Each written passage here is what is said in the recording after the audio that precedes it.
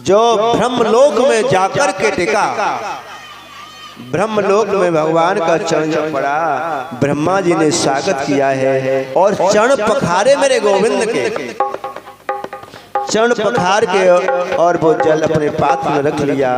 आगे चल करके वही जल गंगा जी बनकर के धरा पर आती हैं। 2 कदम में सारी धरती और देवलोक आदि नाप लिए।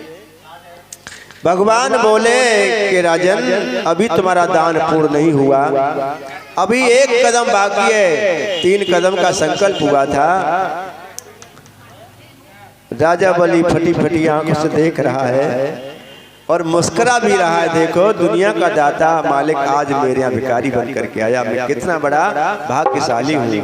भक्तों, तो बताइए प्रभु क्या करें। देखो, तीसरे कदम में यदि तुम पूर्ण करना चाहते हो दान, तो अपने शरीर को और तीसरे कदम में नपवा दीजिए। तुम और तुम्हारी पत्नी दोनों अपने शरीर को नपवा दें तो तुम्हारा दान पूरा हो जाएगा। लेकिन राजा बलि की प्राण प्यारी ने कहा कि प्रभु एक बात बताओ, धन बढ़ाया धनी, माल बढ़ाया मालिक। भाई, माल से शोभा होती है लेकिन मालिक बड़ा है। तो 2 कदम में मेरे प्रभु का आपने धन ले लिया, माल ले लिया, तो क्या 1 कदम में और मालिक को भी नहीं लोगे? आज कहते हैं कि अपने शरीर से स्पर्श नहीं हुआ और राजा बलि के और सिर पर भगवान ने अपना कदम रख दिया और राजा बलि रत्नमय हो गया, धन्य हो गया। और तब जाकर के भगवान ने वरदान दिया कि राजन, तुमसे हम अति प्रसन्न हैं, तुमने सर्वस्व हमें न्यौछावर कर दिया, इसलिए हम तुम्हें वरदान देते हैं कि तुम 1 कल्प में इंद्र बनोगे और सुतल लोक में तुम अचल राज्य करोगे, धन धान से भरपूर रहोगे। यहाँ राजा बलि ने भगवान को ड्योढ़ीवान के रूप में मांग लिया है। तो कहते हैं कि 4 महीने और बारी बारी से सुतल लोक में तीनों देवता और प्रहरी बनकर के, द्वारपाल बनकर के राजा बलि को दर्शन देते हैं। यही वरदान मांगा और भेंट दे रहे हैं। अच्छी बात है ठाकुर जी को। और इसी के बाद अभी आरती होगी और अंत में लक्ष्मी मैया आई हैं और राखी बांधी, उसकी दक्षिणा में भगवान को लेकर के अपने धाम को चली गई। राजा बलि ने अपना सर्वस्व दान किया, इसलिए आज हमारी पूजा में और राजा बलि का नाम आता है। जब कलावा हाथ में बांधते हैं तो राजा बलि का नाम लिया जाता है। दान बेंद्रो राजा महाबली तेन तो प्रतिबद्ध नामी रक्षी माचल। जिस तरह से राजा बलि ने अपना सर्वस्व देकर के अपने धर्म के, अपने वचन की रक्षा की, ऐसे ही हम बने, ऐसा संकल्प किया जाता है। कहते हैं इसके बाद आरती होगी। जो तन का दान करे प्राणी, बताया तन का दान अर्थात गुरुओं की, संतों की, बड़ों की, जो शरीर से सेवा करते हैं उन्हें स्वस्थ निरोगी शरीर मिलता है।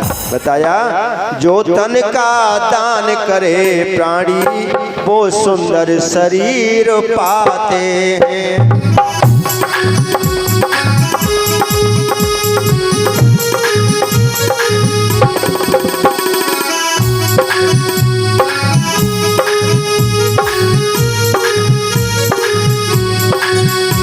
जो तन का दान करे प्राणी, वो सुंदर शरीर पाते हैं। जो धन का दान करे प्राणी, वो दौलतमंद हो जाते हैं।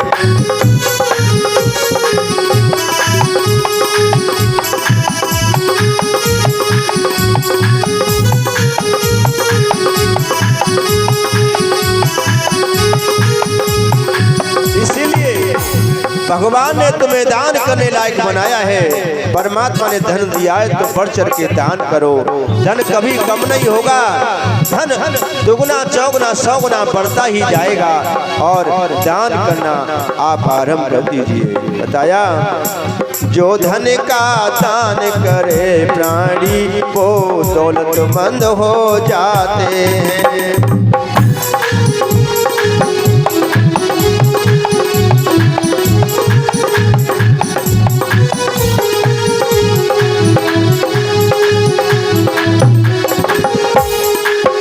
जो मन का दान करे प्राणी भव बंधन मुक्त हो जाते हैं।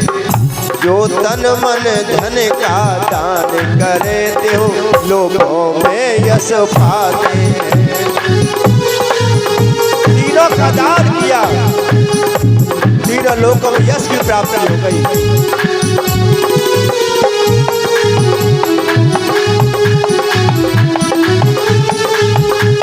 जो तन मन धन का दान करे जो लोगों में यश पाते हैं।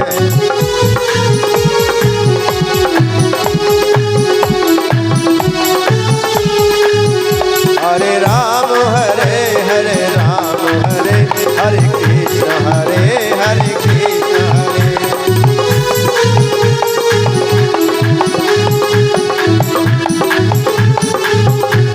हरे राम हरे हरे राम हरे हरे कृष्ण हरे हरे कृष्ण हरे।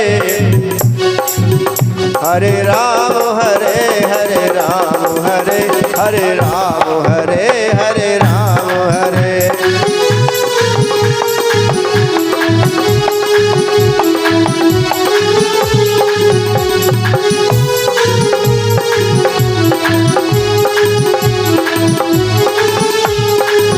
भगवान की इस तरह से। और यहाँ राजा बलि ने तन मन धन तीनों का दान किया। तीनों को यश आज भी है और सुतल लोक का राज मिला और इंद्र का पद मिला। तो कलयुग में केवल दान ही बचा है। सत्य चला गया, सोच चला गया, तप चला गया, केवल दान है। इसलिए भगवान ने तुम्हें दान करने योग्य बनाया तो अवश्य दान करिए, भगवान तुम्हें बहुत धन देगा। इसलिए और भगवान के धन से जुड़े। और अब आरती की तैयारी करें। आरती की थाली सजा लो और बैठे रहने दो। आरती के बाद ही चले जाना, आरती करा के जाओ।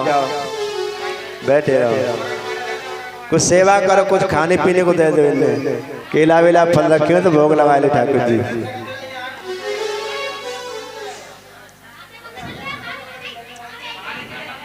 छाते इधर ले ले, छाते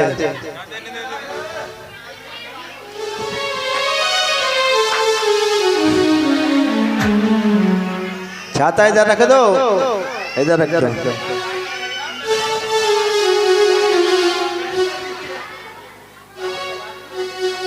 आरती की थाली सजाएं।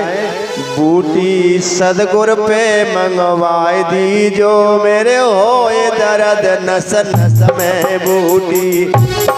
खड़े जाओ, खड़े जाओ, खड़े जाओ। आरती की थाली सजा ले।